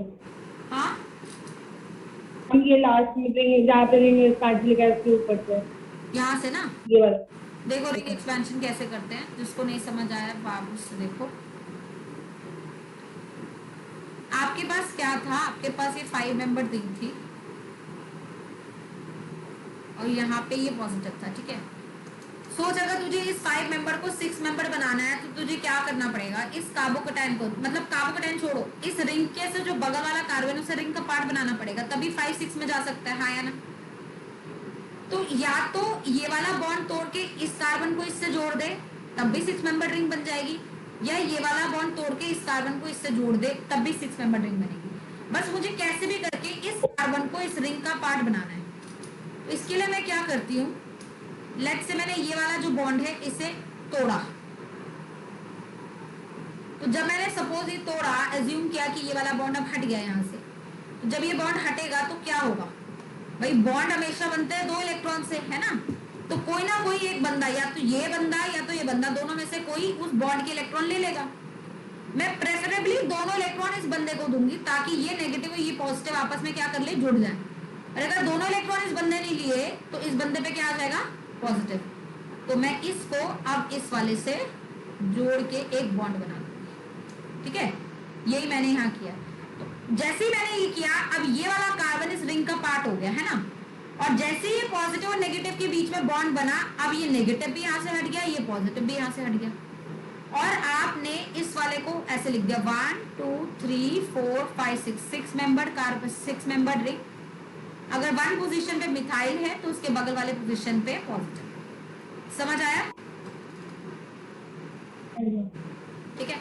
इस तरीके से हम रिंग एक्सपेंशन करते हैं। अब एक और बहुत इंपॉर्टेंट चीज मैं यहाँ तुम्हें बताऊं, जब आप रिंग एक्सपेंशन करोगे तो आप 5 मेंबर को 6 मेंबर पे ले जा सकते हो, आप 4 मेंबर को 5 में ले जा सकते हो, बट 6 को कभी 7 में मत ले जाना, क्योंकि 6 is the most stable one, right. और 4 से कभी डायरेक्ट 6 पे नहीं जाएंगे, हम शक्तिमान नहीं है, ठीक है, हम नॉर्मल इंसान है। अगर हमें 4th फ्लोर से 5th फ्लोर पे आना होगा तो हम सीढ़ियां ही चढ़ के आएंगे, हम 4 से सीधा 6 पे जंप करके नहीं पहुंच सकते, 5th से होकर ही गुजरना होगा। तो अगर 4 से 6 में जाना है तो पहले 4 से 5th बनेगा, फिर 5th से 6th बनेगा, मतलब एक एक कार्बन करके ही रिंग एक्सपेंशन करनी है, ठीक है। ऐसा नहीं करना कि 4 कार्बन रिंग से सीधा 6 कार्बन रिंग बना दी, ये नहीं कर सकते। सबको समझ आई बात, मैंने क्या बोला था, आई बात समझ? Yes ma'am. Yes ma'am. क्योंकि अगर कई बच्चे देखो क्या गड़बड़ करते हैं, ध्यान से सुनेगा, वो इधर जब ये वाला प्रोडक्ट बनाना होगा तो ऑब्वियसली यहाँ कार्बोकेटाइन बनेगा, हालांकि अनस्टेबल कार्बोकेटाइन है, बट वो यहाँ से 5 से सीधा, या अगर ये 4 होती तो 4 से सीधा जोड़ देते, ये गलत है, ऐसे नहीं। ये सब चीजें रिंग एक्सपेंशन वगैरह सिर्फ तब होगा जब पहली बार पहला कार्बोकेटाइन स्टेबल हो और स्टेबल होने की कोशिश करे।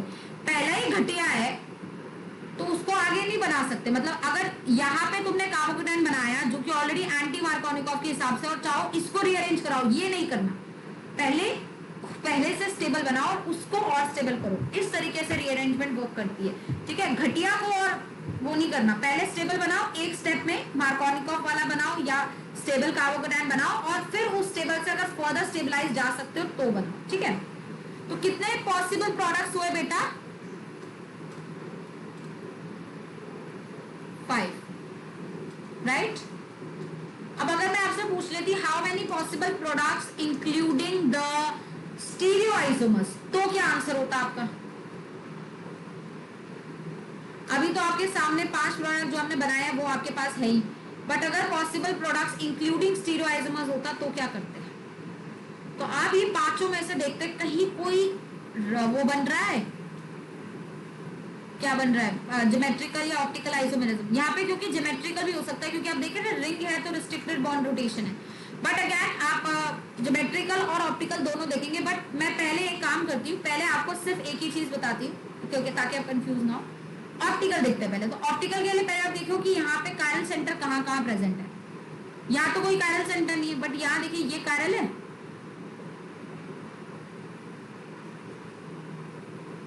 ये वाला कायरल हो गया ना, एक ये कायरल है, और मेरा अगर ये फर्स्ट प्रोडक्ट में कायरल है, सेकंड में तो कोई है नहीं, थर्ड वाले में कोई कायरल है नहीं क्योंकि ये ग्रुप और ये ग्रुप सेम है।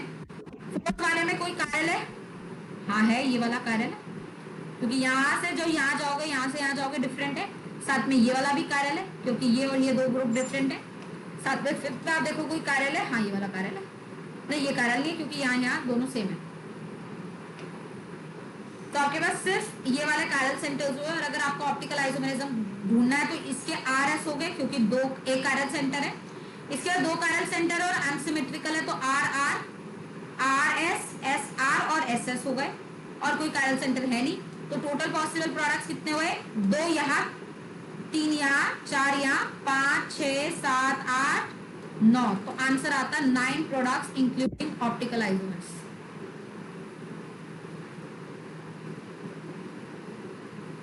बोलो हाँ या ना, समझ आई बात? चले आगे। तो ये हुआ कि आप लोगों ने ये समझा कि आप लोग रिंग एक्सपेंशन कैसे करते हो, साथ साथ अगर रिंग एक्सपेंशन आपने करी है तो आप किस तरीके से ऑप्टिकल आइसोमेरिज्म देख के पॉसिबल प्रोडक्ट्स देख सकते हो। अब एक लास्ट तरीके का रीअरेंजमेंट हम और पढ़ने वाले हैं, that is ring contraction. Ring contraction को देखिए, ये काफी इंपॉर्टेंट है और पहचानना इससे काफी जरूरी है। फॉर एग्जाम्पल आपके पास इस तरीके का कोई एल्कीन है,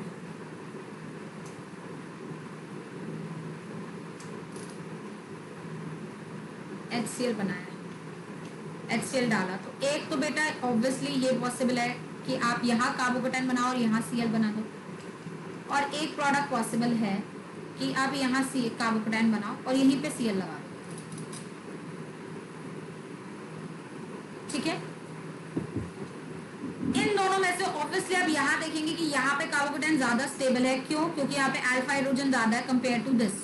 तो अगर ये फर्स्ट प्रोडक्ट है तो ये मेरा सेकंड प्रोडक्ट है, और ये वाला मेरा मार्कोनिकोव प्रोडक्ट तरीके से होगा, क्योंकि यहाँ पे स्टेबल कार्बोकेटाइन भी बन रहा है ना।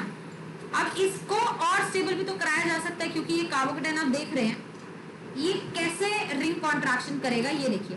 बट इसको कॉन्ट्रैक्ट करने से पहले एक इंपॉर्टेंट फैक्ट बता दूं, अगर आप जानते हैं या नहीं जानते मुझे नहीं पता, जो कुछ बच्चे शायद जानते भी हो, कि ये एक कार्बोकेटाइन होता है जिसको बोला जाता है बेटा साइक्लोप्रोपाइल मिथाइल कार्बोकेटाइन।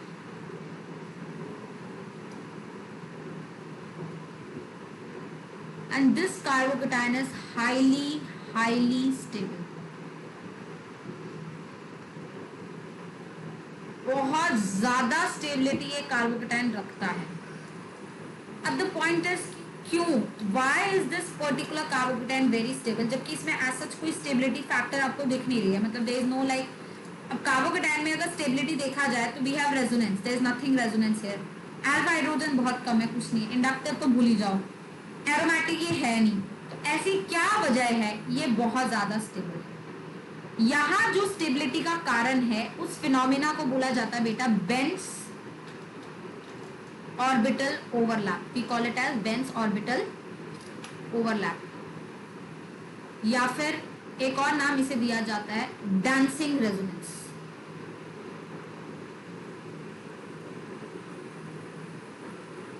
एक और नाम दिया जाता है सिग्मा रेजोनेंस। ये सारे ही नाम इसके हैं, बट ऑफिशियल नेम जो है इसका वो है बेंट ऑर्बिटल ओवरलैप।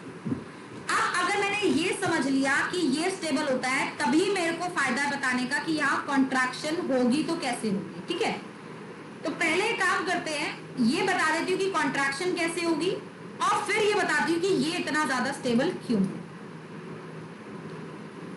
अभी आप मानो कि ये स्टेबल है, अगर ये स्टेबल है तो यहाँ पे कॉन्ट्रैक्शन इसलिए होगी क्योंकि जब मैं यहाँ पर इस तरीके से एक बॉन्ड तोड़ूंगी, ध्यान दीजिएगा कैसे मैं तोड़ूंगी, ये वाला बॉन्ड, मैंने ये वाला बॉन्ड तोड़ा तो एक जगह प्लस चार्ज आ सकता है बेटा, एक जगह माइनस चार्ज आ सकता है। क्योंकि ये माइनस है, यहाँ प्लस ऑलरेडी है, तो मैं यहाँ माइनस दूंगी और यहाँ प्लस दूंगी ताकि ये आपस में जुड़ सके।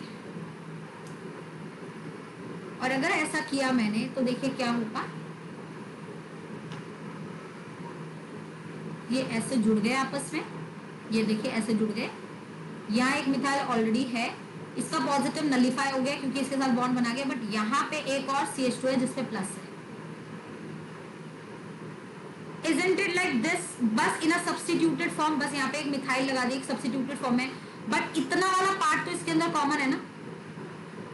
इस वजह से ये कॉन्ट्रैक्शन में जाता है, क्योंकि अगेन ये वाला कार्बोकेटाइन एक्सेप्शनली स्टेबल है। stable as it is similar to cyclopropyl methyl carbonate.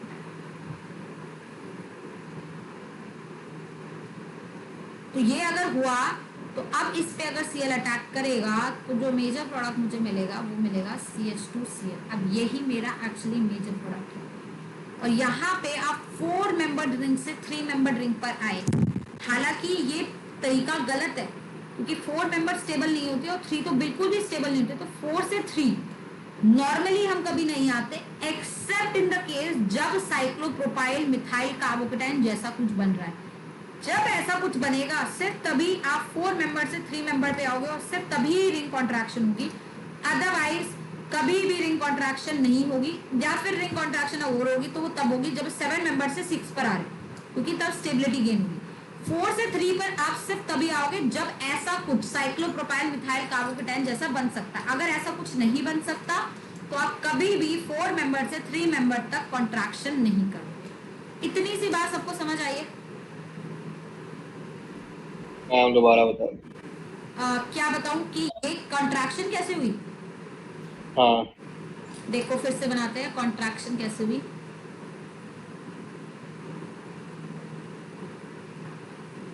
ये देखिए मेरे पास ये था ऐसे और यहाँ पे पॉजिटिव चार्ज आया. मुझे अब इसे 3 मेंबर बनाना है. इसका मतलब क्यों मतलब देखना है कि 3 मेंबर बन के साइक्लोप्रोपाइल जैसा बनेगा तो मैं इसे 3 मेंबर बनाऊंगी. तो इसके लिए मैं क्या करूंगी, जो ये वाला बॉन्ड है इसे ब्रेक करूंगी. मतलब ये अगर मैंने ऐसे ऐसे ऐसे और ऐसे बनाया है तो I will try to break this bond. अगर मैंने ये वाला बॉन्ड बेटा ब्रेक किया देन एक जगह अगर पॉजिटिव लाओगे एक जगह नेगेटिव लाओगे. ये आपको चूज करना है कि आप पॉजिटिव नेगेटिव कैसे लाओ. लेट्स से यहाँ मैं सपोज नेगेटिव लाना चाह रही हूँ तो कोई फायदा होगा? पॉजिटिव नेगेटिव बीच में डबल बॉन्ड बन जाएगा और रिंग तो खुल जाएगी और कोई साइक्लोप्रोपाइल मिथाइल जैसा कुछ नहीं बना. तो इसलिए हम चाहेंगे कि यहाँ नेगेटिव आए और यहाँ पॉजिटिव आए बॉन्ड के टूटने से, ताकि ये पॉजिटिव और ये नेगेटिव आपस में जुड़ के क्या बना ले, बॉन्ड बना ले. तो अगर ये आपस में जुड़े तो 1 2 3 कार्बन की रिंग बन गई.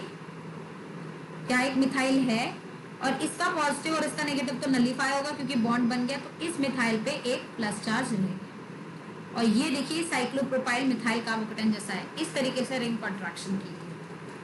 समझ आई बात? मैम इसमें शेष चाहिए. अच्छा. क्या ये शेष टू चाहिए ना ये वाला ये कार्बन हाँ. है ना. चलिए अब आते हैं, अब इसको हटा दूं. अब आते हैं कि why is this more stable? Why cyclopropyl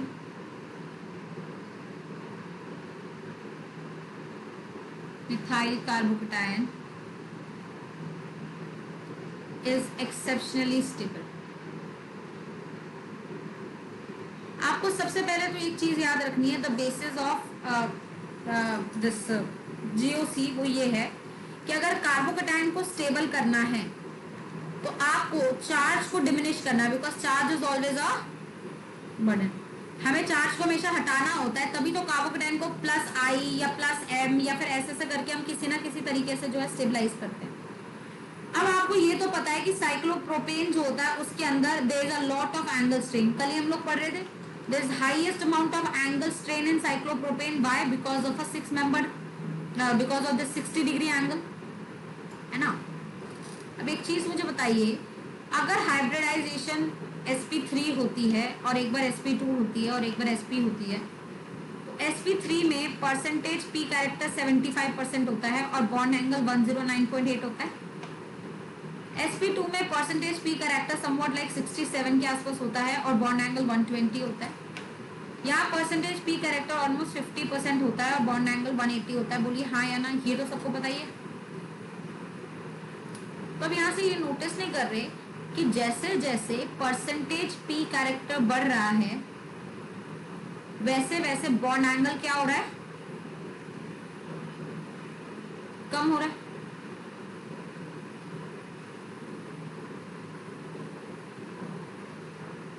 है ना. परसेंटेज p कैरेक्टर हाईएस्ट है यहाँ पे, बॉन्ड एंगल सबसे कम है. इसका मतलब यहाँ पे यहाँ पे तो एक रिंग के हिसाब से सबसे छोटा एंगल है, क्योंकि कोई भी एक रिंग में 60 डिग्री से छोटा एंगल तो हो नहीं सकता। यहाँ पे ये कार्बन जो आपको sp3 हाइब्रिडाइज दिख रहे हैं, अगर ये आइडियल sp3 हाइब्रिडाइज होते तो इनके अंदर परसेंटेज p कैरेक्टर 75 होता, बट क्योंकि इनका एक्सेप्शनली लेस बॉन्ड एंगल है, एक्सेप्शनली लेस बॉन्ड एंगल, तो इन सारे बॉन्ड में परसेंटेज p कैरेक्टर जो है वो एक्सेप्शनली हाई है। They have exceptionally high p character. और p कैरेक्टर एक्सेप्शनली हाई होने की वजह से, जैसे एक बॉन्ड बनता है तो आप कहते हैं ना प्रॉपर सिग्मा बॉन्ड जब बनता है तो ओवरलैपिंग कुछ इस प्रॉपर तरीके से होती है, इस तरीके से, है ना। ऐसा कुछ नहीं है, क्योंकि यहाँ प्रॉपर सिग्मा बॉन्ड ही नहीं बन पा रहा है, एंगल हाईली स्ट्रेन्ड है। तो ये बॉन्ड के जो बॉन्ड का जो एक तरीके से कैरेक्टरिस्टिक है, that is more like a p orbital. क्यों? क्योंकि इसके अंदर p कैरेक्टरिस्टिक बहुत ज्यादा है, तो ये बॉन्ड जो है वैसे ही उठे हुए हैं, जैसे p ऑर्बिटल उठे हुए रहते हैं ना, उठे हुए मतलब ऐसे रहते हैं ना p ऑर्बिटल आपके डम्बेल शेप। तो ये जो है ना, ये ऑलरेडी जैसे ये बॉन्ड, एक सपोज ऐसे सोचो, यहाँ पे जरा ध्यान से सुनना मैं क्या बोलना चाह रही हूँ। ये हाइब्रिडाइज्ड ऑर्बिटल यहाँ का, इस कार्बन का ये हाइब्रिडाइज्ड ऑर्बिटल है, जो इस कार्बन के हाइब्रिडाइज्ड ऑर्बिटल के साथ यहाँ बॉन्ड बना रहा है। ये ऐसे नहीं हो रहा, ये क्योंकि जब इस तरीके से होता तो ये हाइब्रिडाइज्ड ऑर्बिटल sp3 होते तो इनके अंदर परसेंटेज p कैरेक्टर 75 होता, बट क्योंकि इनके अंदर percentage p character exceptionally high है, तो यहाँ एक्चुअली हो क्या रहा है, यहाँ अगर मैं ये रिंग बना रही हूँ इस प्रकार, तो ये जो बॉन्ड्स है मेरे, ये ऐसे ओवरलैप ना करके ना, ये p वाले p जैसा उठा हुआ होता है ना, उस तरीके से ओवरलैप कर रहे हैं, इस तरीके से इनके अंदर जो है ना कैरेक्टरिस्टिक। और अगर ये ऑलरेडी उठे हुए हैं और इस कार्बन पे ऑलरेडी एक वेकेंट p ऑर्बिटल है, तो यहाँ पे ये इस हाइब्रिड ऑर्बिटल में जो इलेक्ट्रॉन है, ये इसके साथ ना चाहते हुए भी क्लोजनेस की वजह से ओवरलैप कर जाते हैं, और इसी को हम लोग बोलते हैं बेल्ट ऑर्बिटल ओवरलैप। अब आप सोचो, वैसे अगर आपको किसी भी कार्बोकेटाइन को स्टेबल करना होता है तो आपको ग्रुप्स लगाने पड़ते हैं, इलेक्ट्रॉन डोनेटिंग टाइप। यहाँ पे आपको कोई ग्रुप लगाने की आवश्यकता नहीं है, कुछ करने की जरूरत नहीं, क्योंकि स्ट्रक्चर ऑटोमेटिकली कार्बोकेटाइन को स्टेबलाइज कर रहा है। और सपोज एक साइड से नहीं, यहाँ वाले जो बॉन्ड्स होंगे वो भी तो इस प्रकार से उठे हुए होंगे, क्योंकि इनके अंदर p कैरेक्टर ज्यादा है, तो वो भी यहाँ से ओवरलैपिंग करके इस वाले जो वेकेंट p ऑर्बिटल है, कार्बोकेटाइन का वेकेंट p ऑर्बिटल है, उसके साथ एसोसिएशन बना रहे हैं। मतलब यहाँ स्ट्रक्चर अपने आप ही कार्बोकेटाइन को या बर्डन को मिनिमाइज कर रहा है। इस वजह से इस तरीके का जो स्ट्रक्चर है साइक्लोप्रोपाइल मिथाइल कार्बोकेटाइन का, वो एक्सेप्शनली स्टेबल माना जाता है। और इस तरीके का जो रेजोनेंस है, जो आज तक आपने कभी नहीं देखा, like this overlapping kind of association you are saying, इसको बोला जाता है dancing resonance. I don't know इसका नाम डांसिंग क्यों बोला जाता है, कोई लॉजिक नहीं है, क्योंकि किसी साइंटिस्ट ने तो ये नाम नहीं दिया है, ऐसे ही चलते फिरते ये नाम पता नहीं कहाँ से आ गया। जो रियल नेम है, जो बुक में कोटेड है, जो रिसर्च पेपर में कोटेड है, वो है बेंट ऑर्बिटल ओवरलैप। तो इस बेंट ऑर्बिटल ओवरलैप की वजह से ये कार्बोकेटाइन एक्सेप्शनली स्टेबल होता है। अब आप ये बताइए कि दोबारा समझाने की जरूरत है, ये समझ आ गया है? समझा दीजिए। हाँ समझा दीजिए। हाँ, वेले बैठे हम, समझा दीजिए बार बार। चलो फिर से समझाते हैं। किसी और को भी पूछना है इसके अंदर कुछ?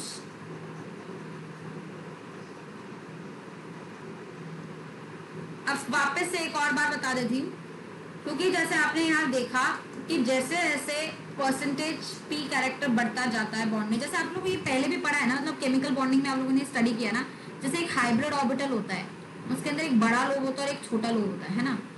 लेकिन ये जो बड़ा लोब है, इसका जो शेप है, ये इसके अंदर s कैरेक्टर कितना और p कैरेक्टर कितना, उस पर डिपेंड करता है। तो जैसे अगर आप sp की बात करते हैं ना हाइब्रिडाइजेशन में, तो छोटा लोब ऐसा होता है, बड़ा लोब काफी सर्कुलर होता है, क्योंकि इसके अंदर s कैरेक्टर 50% है। जब आप sp2 की बात करते हैं, उसमें जो हाइब्रिड ऑर्बिटल होता है ना, वो थोड़ा सा इलोंगेटेड होता है। क्यों? क्योंकि sp2 में परसेंटेज s अब कम हो गया और परसेंटेज p थोड़ा सा बढ़ गया है। और sp3 में जो हाइब्रिड ऑर्बिटल का लोब होता है ना, वो और इलोंगेटेड होता है। क्योंकि इसके अंदर पी कैरेक्टरिस्टिक ज्यादा लानी है हमें, क्योंकि अब परसेंटेज पी और बढ़ गया है और परसेंटेज एस और कम हो गया। ये जब परसेंटेज एस और परसेंटेज पी का रूल हाइब्रिडाइज्ड ऑर्बिटल की शेप पे पड़ रहा है, इसका मतलब ये है। तो यहाँ पर भी वही चीज होगी कि यहाँ पे जो हाइब्रिड ऑर्बिटल है वो नॉर्मल ऐसे नहीं होंगे जैसे एक बड़ा लोब और एक छोटा लोब, नॉर्मल इलोंगेटेड नहीं होंगे, ये extra ordinary elongated and vertical होंगे, क्योंकि यहाँ एक्सेप्शनली लेस बॉन्ड एंगल। भैया किसी रिंग में 60 डिग्री से छोटा बॉन्ड एंगल हो नहीं सकता है, तो एक्सेप्शनली लेस बॉन्ड एंगल की वजह से यहाँ अगर आप वैसे मेजर तो नहीं कर सकते, बट एक रिसर्च पेपर में ये चीज लिखी गई है कि यहाँ पे परसेंटेज पी कैरेक्टर जो होता है वो नियरली 90% होता है। तो जब 90% पी कैरेक्टर है तो hybrid orbital is not longer any hybrid orbital, it is more like a P orbital itself. वो हाइब्रिड तो बाद में उसके हाइब्रिडाइजेशन हो गई भाड़ में, उसके अंदर पी कैरेक्टर इतना ज्यादा है कि एस सिर्फ 10% बचा है, तो वो पूरा पी ऑर्बिटल जैसे ही बिहेव कर रहा है, जैसे पी ऑर्बिटल आपके परपेंडिकुलर होते हैं, डम्बल शेप होते हैं, लाइक दैट। तो ये नॉर्मल हाइब्रिड ऑर्बिटल्स ऐसे नहीं है, ये उठे हुए हैं, वर्टिकल है, जैसे ये पी ऑर्बिटल प्रॉपर होता है ना, इस तरीके से ये पी ऑर्बिटल्स की शेप है। और इस पी ऑर्बिटल की शेप की वजह से इस कार्बन और इस कार्बन के बीच में एक्सेप्शनल क्लोजनेस की वजह से यहाँ जो वेकेंट पी ऑर्बिटल है वो यहाँ पे इन सिग्मा बॉन्ड्स में एक्सेप्शनल पी कैरेक्टर होने की वजह से ऑलरेडी ओवरफिल हो जाता है। जैसे रेजोनेंस आप करते हैं, एक एग्जांपल दे रही हूँ, जैसे ये है एक स्ट्रक्चर, इसमें आप बोलते हैं ना इसका पी ऑर्बिटल है, इसका पी ऑर्बिटल में ओवरलैपिंग है, इसके पी और इसके पी में ओवरलैपिंग है। जब आप ऐसा रेजोनेटिंग स्ट्रक्चर बनाते हैं तो एक जगह पॉजिटिव दे देते हैं, जब आपका बीच में ऐसे पॉजिटिव आया तो यहाँ का पी ऑर्बिटल खाली हो जाता है, यहाँ का पी ऑर्बिटल नेगेटिव ले लेता है और यहाँ का पी ऑर्बिटल ओवरलैप कर जाता है ना। तो रेजोनेंस में भी ऐसा ही होता है ना, एक ये पी ओवरलैपिंग टूटी, ये पी ओवर हुई और ये टूटी, क्या वही हुआ है कि ये टूट जाता है, ये हो जाता है, फिर ये टूट जाता है, ये हो जाता है, इस तरीके से ओवरलैपिंग टूटती बनती जाती है। एक तरीके का रेजोनेंस हो रहा है पी ऑर्बिटल्स की वजह से, बट ये रेजोनेंस सिग्मा बॉन्ड की पी ऑर्बिटल्स की वजह से हुआ है, क्योंकि ये सिग्मा बॉन्ड है तो इसे सिग्मा रेजोनेंस बोला जाता है या बेंट ऑर्बिटल ओवरलैप बोला जाता है, जिस वजह से ऑलरेडी पॉजिटिव चार्ज इसका नलीफाई हो जाता है, आपको करने की जरूरत ही नहीं पड़ती, and that makes this carbocation exceptionally stable.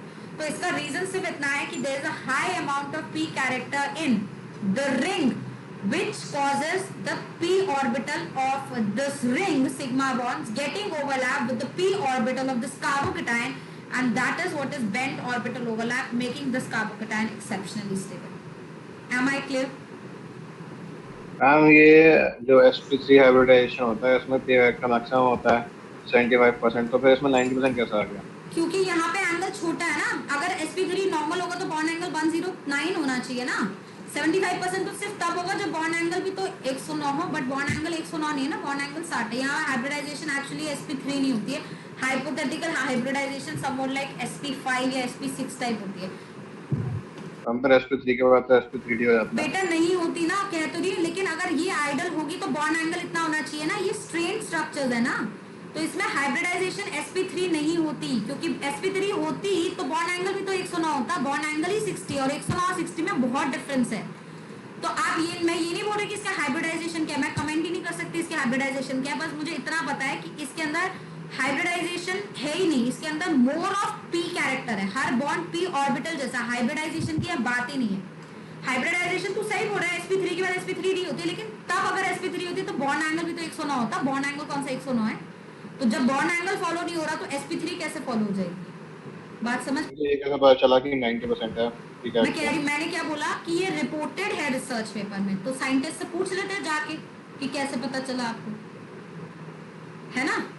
तेरे को मैं लिंक अच्छा एक चीज और, ये आपने बोला कि ये पी कैरेक्टर ज्यादा है तो फिर इस वजह से ये बॉन्ड यहाँ पे जो है उठ गया, खुद से जाते हैं मतलब थोड़े, हाँ तो फिर उससे ये जो कार्बोकैटायन है उसको स्टेबलाइज कर देते हैं, उठ जाते हैं, तो उस कार्बोकैटायन कैसे आराम से स्टेबलाइज हो जाता है?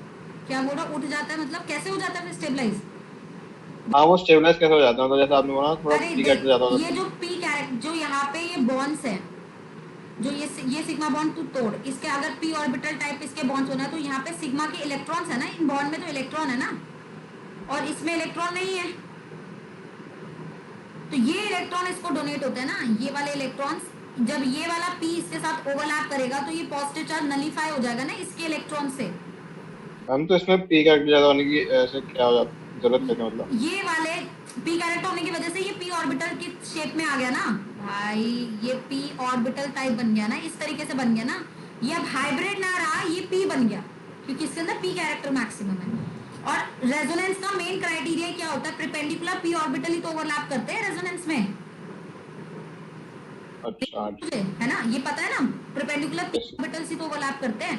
तो जब यहाँ पी कैरेक्टर आ गया और इसके अंदर इलेक्ट्रॉन्स है, वो इलेक्ट्रॉन्स इसके साथ ओवरलैप करेंगे ना, क्योंकि पी और पी का ही तो ओवरलैप होता है। तो ये एक तरीके का रेजोनेंस जैसा कुछ बन रहा है, समथिंग लाइक रेजोनेंस। तभी हम इसे बोलते हैं ना सिग्मा रेजोनेंस या फिर डांसिंग रेजोनेंस। समझा? अब सिग्मा रेजोनेंस क्यों? क्योंकि सिग्मा बॉन्ड के इलेक्ट्रॉन्स है ना बच्चे, ये पाई बॉन्ड के नहीं है ना। जैसे नॉर्मल रेजोनेंस में पाई बॉन्ड के इलेक्ट्रॉन्स जाते हैं ना इधर से उधर, यस मैम। यहाँ सिग्मा बॉन्ड के जा रहे हैं ना। एक्सेप्शनल केस है कि सिग्मा इलेक्ट्रॉन्स पार्टिसिपेट कर रहे हैं because of high P character. अच्छा ओके। उसे सिग्मा रेजोनेंस बोला जाता है। और इस सिग्मा के इलेक्ट्रॉन्स ने ये जो वेकेंट ऑर्बिटल है इसमें अपने इलेक्ट्रॉन पार्शली डोनेट कर दिए फॉर अ टाइम बी, एक रेजोनेटिंग स्ट्रक्चर बन गया, तो पॉजिटिव चार्ज नलीफाई हो गया। सिर्फ पॉजिटिव चार्ज को नलीफाई करने का तरीका यह है या तो इसको इलेक्ट्रॉन दे दो या इसका बर्डन इधर उधर डिस्ट्रीब्यूट कर दो, है ना।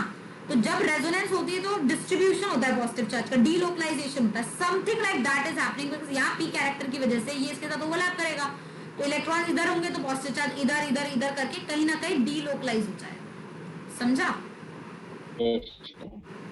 ठीक। और किसी को कोई डाउट? आज की क्लास हम लोग यहीं खत्म करते हैं। किसी को कोई डाउट है? ऑलराइट।